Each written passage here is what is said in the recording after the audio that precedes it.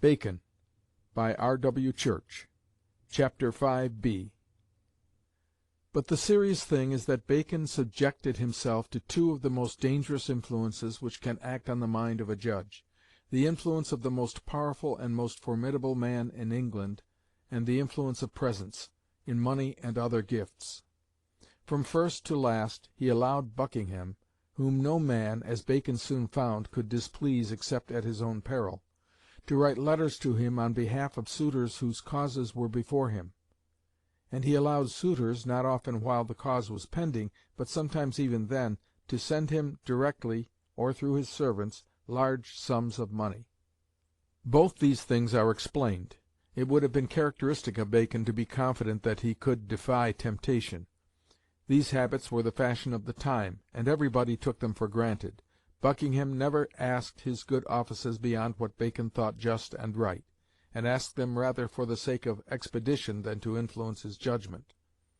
And as to the money presents, every office was underpaid. This was the common way of acknowledging pains and trouble. It was analogous to a doctor's or a lawyer's fee now. And there is no proof that either influence ever led Bacon to do wrong. This has been said, and said with some degree of force. But if it shows that Bacon was not in this matter below his age, it shows that he was not above it. No one knew better than Bacon that there were no more certain dangers to honesty and justice than the interference and solicitation of the great, and the old famous pest of bribes, of which all histories and laws were full. And yet on the highest seat of justice in the realm he, the great reformer of its abuses, allowed them to make their customary haunt. He did not mean to do wrong. His conscience was clear. He had not given thought to the mischief they must do, sooner or later, to all concerned with the Court of Chancery. With a magnificent carelessness he could afford to run safely a course closely bordering on crime, in which meaner men would sin and be ruined. Before 6 months were over, Bacon found on what terms he must stand with Buckingham. By a strange fatality, quite unintentionally, he became dragged into the thick of the scandalous and grotesque dissensions of the Coke family. The court was away from London in the north, and Coke had been trying, not without hope of success, to recover the King's favour. Coke was a rich man, and Lady Compton, the mother of the Villiers, thought that Coke's daughter would be a good match for one of her younger sons. It was really a great chance for Coke, but he haggled about the portion, and the opportunity which might perhaps have led to his taking Bacon's place passed. But he found himself in trouble in other ways. His friends, especially Secretary Winwood, contrived to bring the matter on again, and he consented to the Villiers' terms. But his wife, the young lady's mother, Lady Hatton, would not hear of it, and a furious quarrel followed. She carried off her daughter into the country. Coke, with a warrant from Secretary Winwood, which Bacon had refused to give him, pursued her. With his son, Fighting Clem, and 10 or 11 servants, weaponed, in a violent manner he repaired to the house where she was remaining, and with a piece of timber or form broke open the door and dragged her along to his coach. Lady Hatton rushed off the same afternoon for help to Bacon. After an overturn by the way, at last to my Lord Keeper's they come, but could not have instant access to him, for that his people told them he was laid at rest, being not well. Then my Lady Hatton desired she might be in the next room where my lord lay, that she might be the first that should speak with him after he was stirring. The doorkeeper fulfilled her desire, and in the meantime gave her a chair to rest herself in, and there left her alone. But not long after she rose up and bounced against my Lord Keeper's door, and waked him and affrighted him, that he called his men to him. And they opening the door, she thrust in with them, and desired his lordship to pardon her boldness, but she was like a cow that had lost her calf, and so justified herself, and pacified my lord's anger, and got his warrant, and my Lord Treasurer's warrant, and others of the council, to fetch her daughter from the father, and bring them both to the council. It was a chance that the late Chief Justice and his wife, with their armed parties, did not meet on the road, in which case there were like to be strange tragedies. At length the council compelled both sides to keep the peace, and the young lady was taken for the present out of the hands of her raging parents. Bacon had assumed that the affair was the result of an intrigue between Winwood and Coke, and that the court would take part against Coke. a man so deep in disgrace and so outrageously violent. Supposing that he had the ear of Buckingham, he wrote earnestly, persuading him to put an end to the business, and in the meantime the Council ordered Coke to be brought before the Star Chamber for riot and force, to be heard and sentenced as justice shall appertain. They had not the slightest doubt that they were doing what would please the King. A few days after they met, and then they learned the truth. "Coke and his friends," writes Chamberlain, "complain of hard measure from some of the greatest at that board, and that he was too much trampled upon with ill language. And our friend," in other words, Winwood, "passed out scot-free for the warrant, which the greatest (word illegible) there said was subject to a promenere, and withal told the Lady Compton that they wished well to her and her sons, and would be ready to serve the Earl of Buckingham with all true affection, whereas others did it out of faction and ambition. Which words, glancing directly at our good friend, Winwood, he was driven to make his apology, and to show how it was put upon him from time to time by the Queen and other parties, and for conclusion showed a letter of approbation of all his courses from the King, making the whole table judge what faction and ambition appeared in this carriage. Ad quod non fuit responsum. None indeed, but blank faces and thoughts of what might come next. The Council, and Bacon foremost, had made a desperate mistake. It is evident, as Mr. Spedding says, that he had not divined Buckingham's feelings on the subject. He was now to learn them. To his utter amazement and alarm he found that the King was strong for the match, and that the proceeding of the Council was condemned at court as gross misconduct. In vain he protested that he was quite willing to forward the match; that in fact he had helped it. Bacon's explanations and his warnings against Coke the King rejected with some disdain. He justified Coke's action. He charged Bacon with disrespect and ingratitude to Buckingham. He put aside his arguments and apologies as worthless or insincere. Such reprimands had not often been addressed, even to inferior servants. Bacon's letters to Buckingham remained at first without notice. When Buckingham answered, he did so with scornful and menacing curtness. Meanwhile Bacon heard from Yelverton how things were going at court. "Sir E. Coke," he wrote, "hath not forborne by any engine to heave at both your honour and myself. And he works the weightiest instrument, the Earl of Buckingham, who, as I see, sets him as close to him as his shirt, the Earl speaking in Sir Edward's phrase, and as it were menacing in his spirit. Buckingham," he went on to say, "did nobly and plainly tell me he would not secretly bite, but whosoever had had any interest, or tasted of the opposition to his brother's marriage, he would as openly oppose them to their faces, and they should discern what favour he had by the power he would use." The court, like a pack of dogs, had set upon Bacon. It is too common, in every man's mouth in court, that your greatness shall be abated, and as your tongue hath been as a razor unto some, so shall theirs be to you. Buckingham said to every one that Bacon had been forgetful of his kindness and unfaithful to him, not forbearing in open speech to tax you, as if it were an inveterate custom with you, to be unfaithful unto him, as you were to the Earls of Essex and Somerset. All this while Bacon had been clearly in the right. He had thrust himself into no business that did not concern him. He had not, as Buckingham accuses him of having done, over-troubled himself with the marriage. He had done his simple duty as a friend, as a counsellor, as a judge. He had been honestly zealous for the Villierses' honour, and warned Buckingham of things that were beyond question. He had curbed Coke's scandalous violence, perhaps with no great regret, but with manifest reason. But for this he was now on the very edge of losing his office. It was clear to him, as it is clear to us, that nothing could save him but absolute submission. He accepted the condition.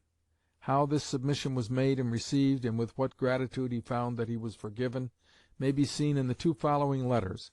Buckingham thus extends his grace to the Lord Keeper, and exhorts him to better behaviour. But his Majesty's direction in answer of your letter hath given me occasion to join hereunto a discovery unto you of mine inward thoughts, proceeding upon the discourse you had with me this day. For I do freely confess that your offer of submission unto me, and in writing, if so I would have it, battered so the unkindness that I had conceived in my heart for your behaviour towards me in my absence, as out of the sparks of my old affection towards you I went to sound his Majesty's intention, how he means to behave himself towards you, specially in any public meeting. Where I found on the one part his Majesty so little satisfied with your late answer unto him, which he counted, for I protest I use his own terms, confused and childish, and his vigorous resolution on the other part so fixed, that he would put some public exemplary mark upon you, as I protest the sight of his deep-conceived indignation quenched my passion, making me upon the instant change from the person of a party into a peacemaker. So as I was forced upon my knees to beg of his Majesty that he would put no public act of disgrace upon you, and as I dare say no other person would have been patiently heard in this suit by his Majesty but myself, so did I, though not without difficulty, obtain thus much, that he would not so far disable you from the merit of your future service as to put any particular mark of disgrace upon your person. Only thus far his Majesty protesteth, that upon the conscience of his office he cannot omit, though laying aside all passion, to give a kingly reprimand at his first sitting in council to so many of his councillors as were then here behind, and were actors in this business, for their ill behaviour in it. Some of the particular errors committed in this business he will name, but without accusing any particular persons by name. Thus your Lordship seeth the fruits of my natural inclination, and I protest all this time past it was no small grief unto me to hear the mouth of so many upon this occasion open to load you with innumerable malicious and detracting speeches, as if no music were more pleasing to my ears than to rail of you, which made me rather regret the ill nature of mankind, that like dogs love to set upon him that they see once snatched at. And to conclude, my Lord, you have hereby a fair occasion to make good hereafter your reputation by your sincere service to his Majesty, as also by your firm and constant kindness to your friends, as I may, your Lordship's old friend, participate of the comfort and honour that will thereby come to you. Thus I rest at last, your Lordship's faithful friend and servant, G.B. My ever best Lord, now better than yourself, your Lordship's pen, or rather pencil, hath portrayed towards me such magnanimity and nobleness and true kindness, as methinketh I see the image of some ancient virtue, and not anything of these times. It is the line of my life, and not the lines of my letter, that must express my thankfulness, wherein if I fail, then God fail me, and make me as miserable as I think myself at this time happy by this reviver, through his Majesty's singular clemency and your incomparable love and favour. God preserve you, prosper you, and reward you for your kindness to your raised and infinitely obliged friend and servant. September 22nd, 1617. Francis Bacon, C.S. Thus he had tried his strength with Buckingham. He had found that this, a little parent-like manner of advising him, and the doctrine that a true friend ought rather to go against his mind than his good, was not what Buckingham expected from him, and he never ventured on it again. It is not too much to say that a man who could write as he now did to Buckingham could not trust himself in any matter in which Buckingham was interested. But the reconciliation was complete, and Bacon took his place more and more as one of the chief persons in the government. James claimed so much to have his own way, and had so little scruple in putting aside, in his superior wisdom, sometimes very curtly, Bacon's or any other person's recommendations, that though his services were great, and were not unrecognized, he never had the power and influence in affairs to which his boundless devotion to the Crown, his grasp of business, and his willing industry ought to have entitled him. He was still a servant, and made to feel it, though a servant in the first form. It was James and Buckingham who determined the policy of the country, or settled the course to be taken in particular transactions. When this was settled, it was Bacon's business to carry it through successfully. In this he was like all the other servants of the Crown, and like them he was satisfied with giving his advice, whether it were taken or not. But unlike many of them, he was zealous in executing with the utmost vigour and skill the instructions which were given him. Thus he was required to find the legal means for punishing Raleigh, and as a matter of duty he found them.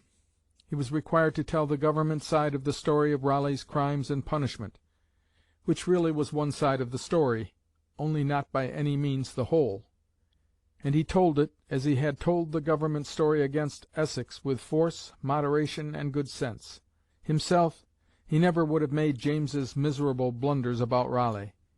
But the blunders being made, it was his business to do his best to help the King out of them.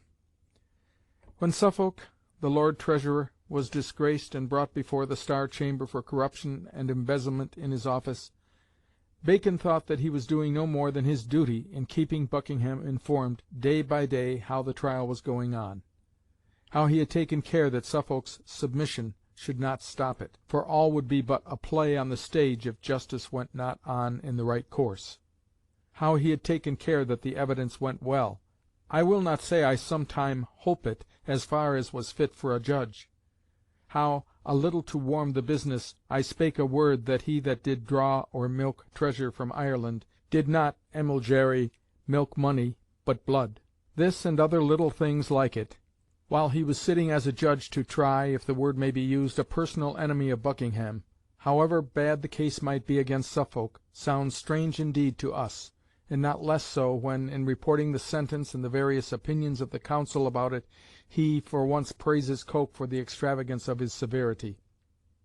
Sir Edward Coke did his part, I have not heard him do better, and began with a fine of 100,000 pounds, but the judges, first and most of the rest, reduced it to 30,000 pounds. I do not dislike that thing passed moderately, and all things considered, it is not amiss, and might easily have been worse.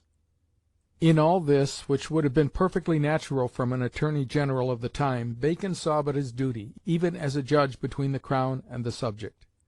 It was what was expected of those whom the King chose to employ, and whom Buckingham chose to favour.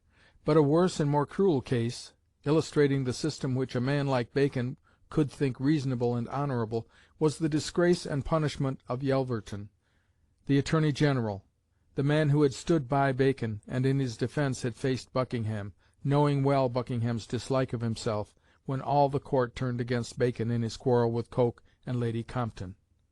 Towards the end of the year 1620, on the eve of a probable meeting of Parliament, there was great questioning about what was to be done about certain patents and monopolies for making gold and silk thread, and for licensing inns and alehouses, which were in the hands of Buckingham's brothers and their agents. The monopolies were very unpopular. There was always doubt as to their legality. They were enforced oppressively and vexatiously by men like Mitchell and Mompesson, who acted for the Villiers, and the profits of them went, for the most part, not into the exchequer, but into the pockets of the hangers-on of Buckingham. Bacon defended them both in law and policy, and his defence is thought by Mr. Gardiner to be not without grounds. But he saw the danger of obstinacy in maintaining what had become so hateful in the country, and strongly recommended that the more indefensible and unpopular patents should be spontaneously given up, the more so as they were of no great fruit. But Buckingham's insolent perversity refused to be convinced. The Council, when the question was before them, decided to maintain them. Bacon, who had rightly voted in the minority, thus explains his own vote to Buckingham. The King did wisely put it upon and consult whether the patents were at this time to be removed by Act of Council before Parliament. I opined, but yet somewhat like Ovid's mistress, that strove, but yet as one that would be overcome, that yes, but in the various disputes which had arisen about them, Yelverton had shown that he very much disliked the business of defending monopolies, and sending London citizens to jail for infringing them. He did it, but he did it grudgingly. It was a great offence in a man whom Buckingham had always disliked, and it is impossible to doubt that what followed was the consequence of his displeasure. In drawing up a new charter for the city of London, writes Mr. Gardiner, Yelverton inserted clauses for which he was unable to produce a warrant. The worst that could be said was that he had, through inadvertence, misunderstood the verbal directions of the King. Although no imputation of corruption was brought against him, yet he was suspended from his office and prosecuted in the Star Chamber. He was then sentenced to dismissal from his post, to a fine of 4,000 pounds, and to imprisonment during the royal pleasure. In the management of this business Bacon had the chief part. Yelverton, on his suspension, at once submitted. The obnoxious clauses are not said to have been of serious importance, but they were new clauses which the King had not sanctioned, and it would be a bad precedent to pass over such unauthorized additions even by an Attorney General. "I mistook many things," said Yelverton afterwards, in words which come back into our minds at a later period. "I was improvident in some things and too credulous in all things." It might have seemed that dismissal, if not a severe reprimand, was punishment enough. But the submission was not enough, in Bacon's opinion, for the King's honour. He dwelt on the greatness of the offence, and the necessity of making a severe example. According to his advice, Yelverton was prosecuted in the Star Chamber. It was not merely a mistake of judgment. "Herein," said Bacon, "I note the wisdom of the law of England, which termeth the highest contempt and excesses of authority misprisions, which, if you take the sound and derivation of the word, is but mistaken. But if you take the use and acception of the word, it is high and heinous contempt and usurpation of authority. Whereof the reason I take to be and the name excellently imposed, for that main mistaking, it is ever joined with contempt. For he that reveres will not easily mistake, but he that slights, and thinks more of the greatness of his place than of the duty of his place, will soon commit misprisions." The day would come when this doctrine would be pressed with ruinous effect against Bacon himself. But now he expounded with admirable clearness the wrongness of carelessness about warrants and of taking things for granted. He acquitted his former colleague of corruption of reward. But in truth that makes the offence rather diverse than less, for some offences are black, and others scarlet, some sordid, some presumptuous. He pronounced his sentence, the fine, the imprisonment. "For his place I declare him unfit for it." And the next day, says Mr. Spedding, he reported to Buckingham the result of the proceeding, and takes no small credit for his own part in it. It was thus that the Court used Bacon, and that Bacon submitted to be used. He could have done, if he had been listened to, much nobler service. He had from the first seen, and urged as far as he could, the paramount necessity of retrenchment in the King's profligate expenditure. Even Buckingham had come to feel the necessity of it at last. And now that Bacon filled a seat at the Council, and that the prosecution of Suffolk and an inquiry into the abuses of the navy had forced on those in power the urgency of economy, there was a chance of something being done to bring order into the confusion of the finances. Retrenchment began at the King's kitchen and the tables of his servants. An effort was made, not unsuccessfully, to extend it wider, under the direction of Lionel Cranfield, a self-made man of business from the city. But with such a court the task was an impossible one. It was not Bacon's fault, though he sadly mismanaged his own private affairs, that the King's expenditure was not managed soberly and wisely. Nor was it Bacon's fault, as far as advice went, that James was always trying either to evade or to outwit a Parliament which he could not, like the Tudors, overawe. Bacon's uniform counsel had been, look on a Parliament as a certain necessity, but not only as a necessity, as also a unique and most precious means for uniting the Crown with the nation, and proving to the world outside how Englishmen love and honor their King, and their King trusts his subjects. Deal with it frankly and nobly as becomes a king, not suspiciously, like a huckster in a bargain. Do not be afraid of Parliament. Be skilful in calling it, but don't attempt to pack it. Use all due adroitness and knowledge of human nature, and necessary firmness and majesty in managing it. Keep unruly and mischievous people in their place, but do not be too anxious to meddle. Let nature work, and above all, though of course you want money from it, do not let that appear as the chief or real cause of calling it. Take the lead in legislation. Be ready with some interesting or imposing points of reform or policy, about which you ask your Parliament to take counsel with you. Take care to frame and have ready some Commonwealth bills that may add respect to the King's government and acknowledgment of his care, not wooing bills to make the King and his Graces cheap, but good matter to set the Parliament on work, that an empty stomach do not feed on humour. So from the first Bacon had always thought. So he thought when he watched as a spectator James's blunders with his first Parliament of 1604. So had he earnestly counselled James when admitted to his confidence as to the Parliaments of 1614 and 1615. So again, but in vain, as Chancellor he advised him to meet the Parliament of 1620. It was wise, and from his point of view honest advice, though there runs all through it too much reliance on appearances, which were not all that they seemed. There was too much thought of throwing dust in the eyes of troublesome and inconvenient people. But whatever motives there might have been behind, it would have been well if James had learned from Bacon how to deal with Englishmen. But he could not. "I wonder," said James one day to Gondomar, "that my ancestors should ever have permitted such an institution as the House of Commons to have come into existence. I am a stranger, and found it here when I arrived, so that I am obliged to put up with what I cannot get rid of." James was the only one of our many foreign kings who, to the last, struggled to avoid submitting himself to the conditions of an English throne. Chapter 6